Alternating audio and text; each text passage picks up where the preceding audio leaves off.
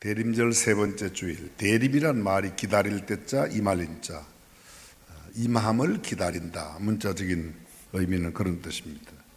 이 대림이라고 말할 때 대림절, 어드벤트, 라틴의 어드벤투스, 도래하다, 임하다, 다가오다, 그런 뜻으로 대림절을, 성탄절 전 4번 주일을 포함하는 기간, 그 기간을 대림절이라 그렇게 말합니다.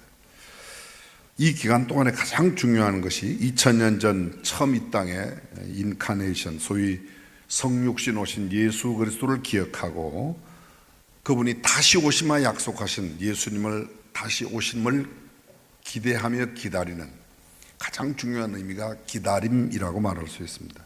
이 기간은 단순한 감상적인 기다림이 아니라 우리가 늘 생활 속에서 주 앞에 잘못한 것을 참회하고 회개하고 그리고 기도하며 우리의 믿음을 잘 키워 주님의 오심을 사모하고 기다리는 그런 기다림입니다.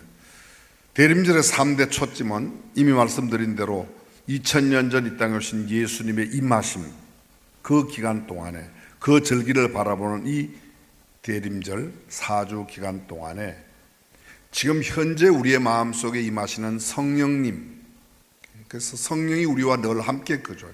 그리고 장차 어떤 날 다시 오실 우리 주님 예수 그리스도를 기다리는 이 세 가지, 그것이 이 기다림의 소망이 바로 이 대림절의 가장 중요한 의미입니다. 성경 속에 예수님의 나타나심을 가장 구체적으로 설명하고 있는 장면이 누가복음 2장입니다. 오늘 우리는 본문 7절을 읽었지만 이해를 돕기 위해서 2장 1절 말씀부터 한번 보겠습니다. 그때에 가이사 아구스도가 영을 내려 천하로 다 호적하라 하였으니, 그때가 어떤 때입니까? 예수님 오시기 전 6개월 먼저 오신 침례 요한이 주의 길을 준비하고 평탄케 하는 그 일을 할 때, 그래서 누가복음 1장은 침례 요한의 그런 사역을 설명하고 있습니다. 그리고 그때에 가이사 아구스도, 여러분들이 잘 아는 로마의 첫 번째 황제입니다. 그가 가장 먼저 한 일이 황제에 오르고 난 뒤에 인구조사를 했습니다. 다 호적을 하라고. 그래서 바로 이 말씀이, 그때에 가이사 아구스도가 영을 내려 천하로, 로마가 다스리고 있는 모든 나라의 사람들은 세금을 거두기 위해서, 그리고 언제나 전쟁에 동원할 수 있는 인력을 파악하기 위해서 호적을 했던 겁니다. 이 호적은 구레노가 수리아 중독되었을 때 처음 한 것이라고 되어 있습니다. 3절, 모든 사람이 호적하러 각각 고향으로 돌아가며 요셉도 다윗의 집 족속이므로 갈릴리 나사렛 동네에서 유대를 향하여 베들레헴, 갈릴리 나사렛으로부터 이곳 유대 베들레헴까지는 약 140km가 넘는 꽤 긴 그런 길입니다. 만삭한 마리아를 데리고 그곳에 온 것이죠. 5절, 그 약혼한 마리아와 함께 호적하러 올라가니 마리아가 이미 잉태되었더라. 마리아는 요셉으로 말미암아 잉태한 아이가 아닌 성령으로 잉태한 예수님을 이미 태중에 갖고 있었습니다. 거기 있을 그때에 해산할 날이 차서 첫 아들을 낳아 강보로 싸서 구유에 뉘었으니 이는 여관에 있을 곳이 없음이라. 조금 전에 제가 말씀드렸던 이 가이사 아구스도, 소위 옥타비아누스, BC 27년부터 AD 14년까지 걔나 한 40년 가까이 왕위에 있었습니다. 황제 위에. 근데 율리우스 시저가 3명의 충성스러운 신하를 갖고 있었는데 그 중에 하나가 마르쿠스 안토니우스, 들어보셨을 겁니다. 안토니우스. 이 안토니우스가 연애한 여자가 여러분이 잘 아시는 미인 클레오파트라예요. 클레오파트라. 들어는 보셨죠? 얼굴은 못 보셨죠? 예. 클레오파트라고 연애에 빠졌어요. 그래서 동맹을 했습니다. 근데 마크스 안토니우스는 로마 사람이에요. 클레오파트라는요, 이집트의 마지막 파라오인데, 성경에 나오는 바로 그게 파라오예요. 근데 마지막 파라오가 누군가 하면 클레오파트라입니다. 클레오파트라가 이 로마의 안토니우스라고 연애를 했어요. 사랑에 빠졌어요. 둘이 동맹을 했습니다. 그리고 율리우스 시제에 또 다른 신하가 누군가 하면 옥타비아누스였습니다. 옥타비아누스하고 이 동맹, 연애하고 있는 이 두 사람이 전쟁을 했습니다. 여러분도 이 전쟁을 잘 아십니다. 악티움 전쟁이라고 세계 해전사에 가장 찬란했던 전쟁 역사가 악티움 해전인데, 그 악티움 해전에서 옥타비아누스가 안토니우스 클레오파트라 이 연합군을 완전히 초토화시킵니다. 그리고 나서 로마의 첫 번째 황제가 되고, 황제가 되면서 인구조사, 호적을 하라는 게 오늘 누가복음 2장 1절의 이야기입니다. 그러고 난 다음에 이렇게 호적을 하라고 해서 저기 멀리 전 지역에 로마가 다스리고 있는 전 지역에 흩어져 살던 모든 사람들이 자기의 고향에 가서 하는데, 예수님 만삭된 마리아의 뱃속에 있던 예수님을 아는 마리아가 요셉과 함께 나사렛에서부터 베들레헴으로, 예수님은 유다 지파의 사람입니다. 유다 지파의 사람 가운데서 이새의 혈통에서, 이새의 아들 다윗의 혈통에서 예수님이 나는데, 그 이새 다윗이 집이 어디죠? 베들레헴이었습니다. 베들레헴에 호적하러 왔다가 아이를 낳게 되는 겁니다. 근데 실제적으로는 그곳 왔을 때 이미 만삭되어 있는데 가봤더니 다 집집마다 여관의 방이 꽉 찼습니다. 언젠가 여러분에게 소개했던 노룸이라고 하는 그림, 이 베들레헴 여관집이 있는, 여관들이 있는 골목길 맨 마지막 집에서 요셉이 이 집에 방이 있냐고, 근데 그 안에서 들려오는 방 없어요, 노룸이라고 하는 이야기 기억나실 겁니다. 근데 방이 없어. 이제 막 아기가 나오려고 해서 어쩔 수 없이 찾은 곳이 마구간이었고, 마구간에 아기를 낳아서 아이를 뉘을 곳이 없으니까 죽통, 음식통에다가 강보에 싸서 넣었다고 되어 있습니다.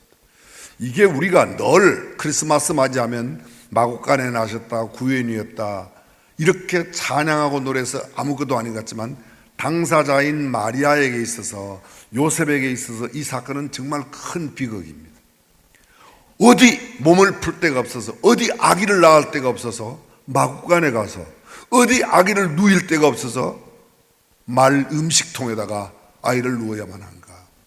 정말 낭만이 아닙니다. 이건 정말 비극이고 슬픔이고 아픔이고 괴로움입니다. 여러분, 그 태어난 아기가 누구입니까? 그분이 하나님이세요. 하나님이 이곳에 말씀이 육신이 되어 우리 가운데 온 우주 만물을 만드시, 요한복음 1장 2절 이하에 보게 되면 온 우주 만물이 그로 말미암지 않고 된 것이 없다. 온 우주 만물의 역사를 만드시고 친히 창조하신 그분 하나님께서, 그분이 육신을 입고 이 땅에 오셨는데, 오늘 성경은 이렇게 말합니다. 그분의 오심은 뭐라고? 온 백성에게 미칠 큰 기쁨의 좋은 소식. 온 백성, 그 온 백성은 인류가 시작할 때로부터 생겨난 모든 민족, 아직도 이 땅에 태어나지도 않은 그 모든 사람들을 다 구원하는 구세주가 오시는 겁니다. 누가복음 2장 12절에 보면 예수님의 나심을 천사들이 목자에게 알리는 이야기가 나옵니다. 8절부터 그 지역의 목자들이, 그 지역이 예수님이 태어나던 베들레헴 그 지역의 목자들이 밤에 밖에서 자기 양떼를 지키더니 주의 사자가 곁에 서고 주의 영광이 그들을 두루 비추며 크게, 빛이 비추니까 그들이 크게 무서워하는지라. 천사가 이르되 무서워하지 말라. 보라, 내가 온 백성에게 미칠 큰 기쁨의 좋은 소식을 너희에게 전하노라. 오늘날 다윗의 동네에 너희를 위하여 구주가 나셨으니 곧 그리스도 주시니라. 구세주, 죄악으로부터, 영원한 지옥의 형벌로부터 구원해낸 구세주가 나셨는데, 그분이 곧 그리스도 주신데, 너희가 가서 강보에 쌓여 구유에 뉘어 있는 아기를 보리니 이것이 너희에게 표적이니라. 여러분, 온 인류를 구원하는 구세주가 강보에 쌓여 말죽통에 뉘어 있는 게 무슨 표적입니까? 오히려 금 침대에, 아니면 화려한 궁궐에 이런 데 태어나야 그게 표적이 아니겠습니까? 전혀 앞뒤에 말이 어울리지 않습니다. 큰 기쁨의 좋은 소식, 온 백성, 모든 인류를 구원하는 그 구원의 구세주가 이 땅에 오시는데 마구간에 태어나다니 앞뒤가 맞지 않습니다. 근데 여러분, 이 앞뒤가 맞지 않는 이것이 우리에게 얼마나 은혜인지 모릅니다. 자, 쉽게 설명드려 보겠습니다. 만약 황실에 태어났다면, 황실에 예수님이 만왕의 왕으로 만주의 주로 우리를 구원하러 황실에 태어났다면, 저와 여러분 가운데 황실에 가서 예수님을 만날 수 있는 사람이 몇 명이나 될까요?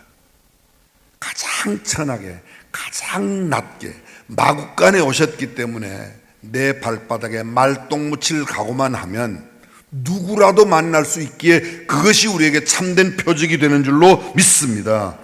보라, 내가 온 백성에게 미칠 큰 기쁨의 좋은 소식을 너희에게 전하노라.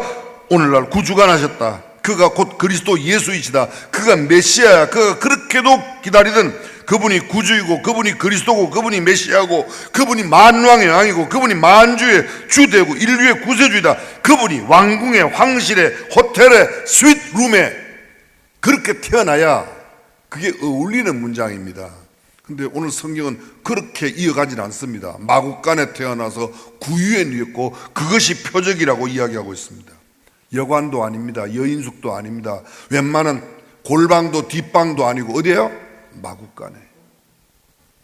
더럽고 추저분하고 지저분한 냄새나는 그곳에. 이것이 표적입니다. 성경의 가장 큰 역설, 예수 그리스도와 관련된 가장 큰 역설은 만왕의 왕이신 그분이 마국간에 태어나셨다는 것보다 더 큰 역설은 없을 겁니다. 지저분하고 냄새나는 그 마국간에서 온 인류를 구원하는 구세주가 나셨다. 갓 태어난 신생아를, 그 산모를 모실 만한 방 하나가 없었습니다. 아니, 아무리 그래도 그렇지 어떻게 그 여관집, 많은 여관집, 그 여관집마다 있는 그 많은 방들, 어떻게 아기가 태어나는데 잠시 아기를 분만하는 시간만이라도 방 하나 못 내줍니까? 그날은 없었어요. 어쨌든 잠시 방 하나 빌려줄 사람도 없었습니다.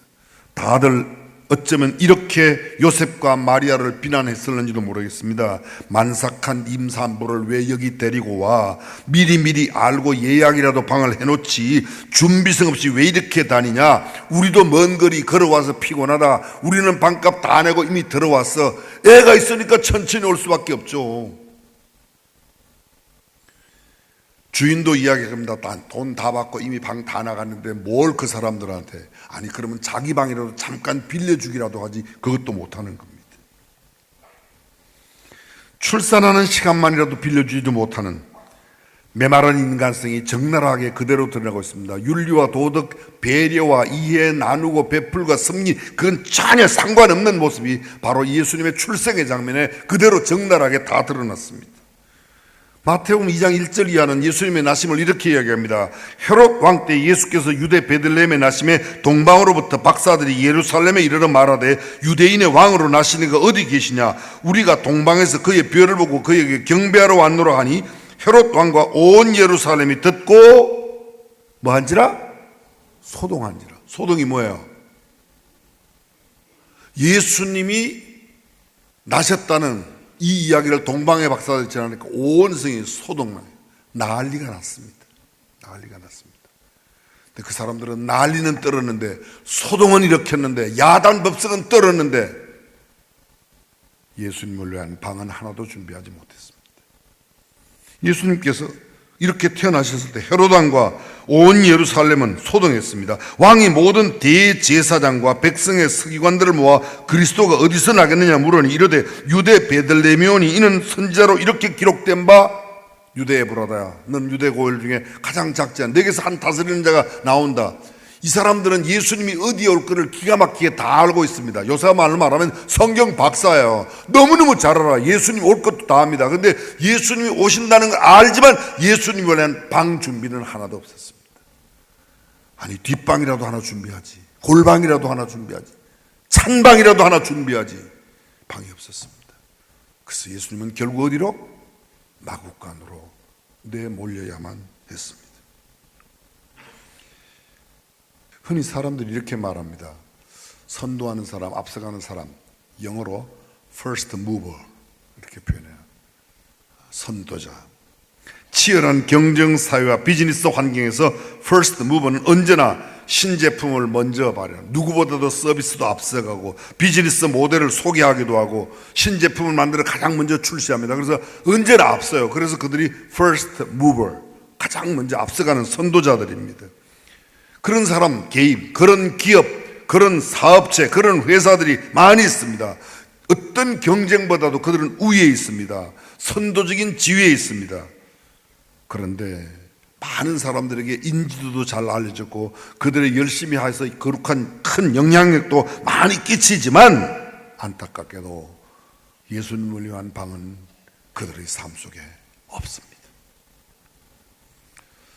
마리아와 요셉은 어쩌면 만삭한 상태로 그 머나먼 140km가 넘는 나사렛에서부터 베들레헴까지 적어도 일주일은 걸렸을 거예요.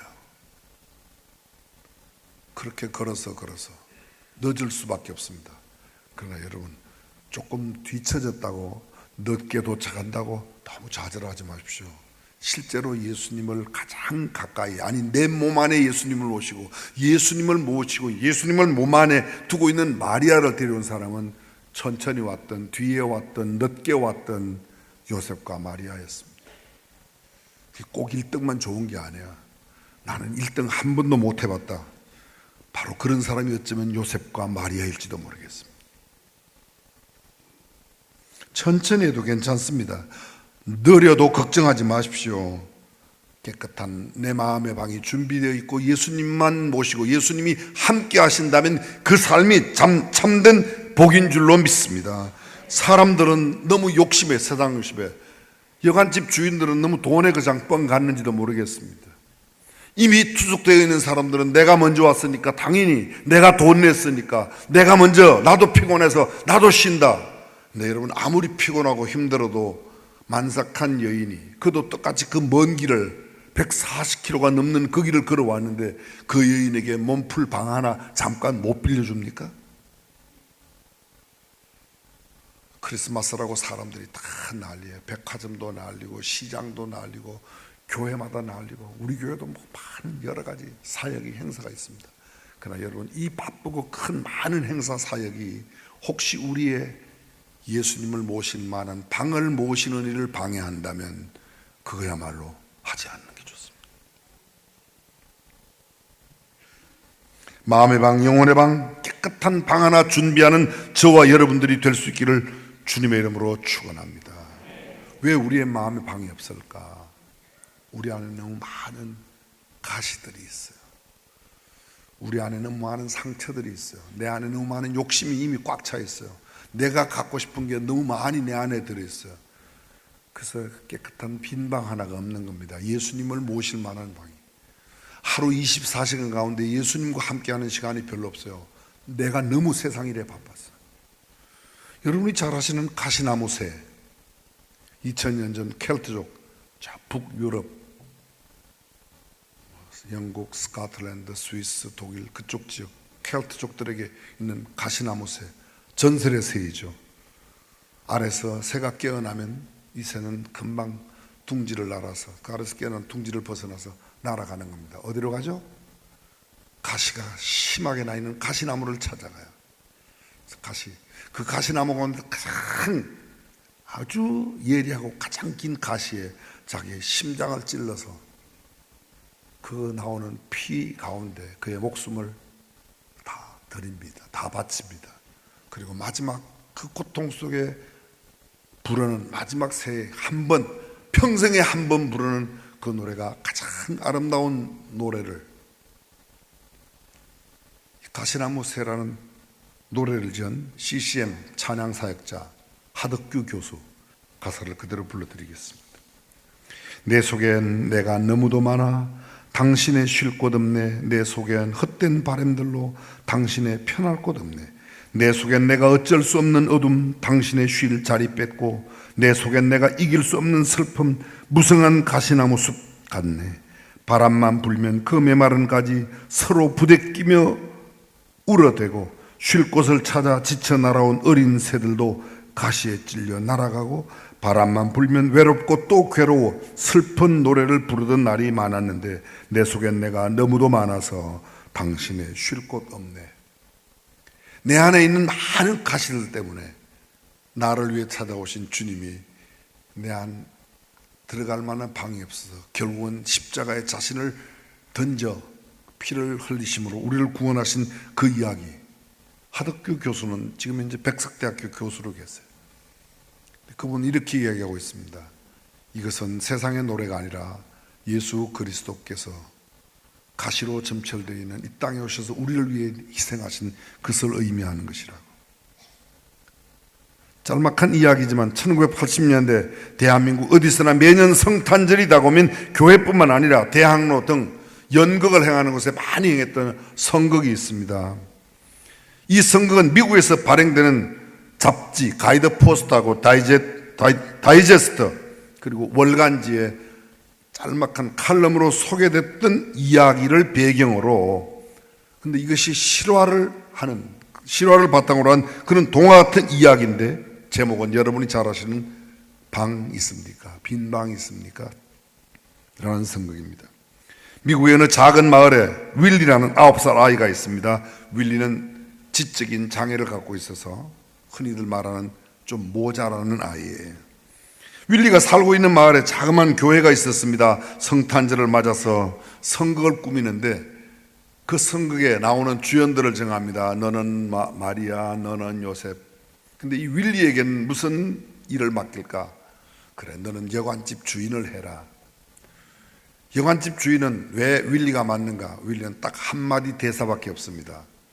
그의 대사는 만삭한 여인을 데리고 방을 찾고 있는 요셉이 이 집 저 집을 찾아갈 때 맨 마지막 여관집 주인으로 윌리가 나와서 방 없어요 한마디만 하면 되는 거예요.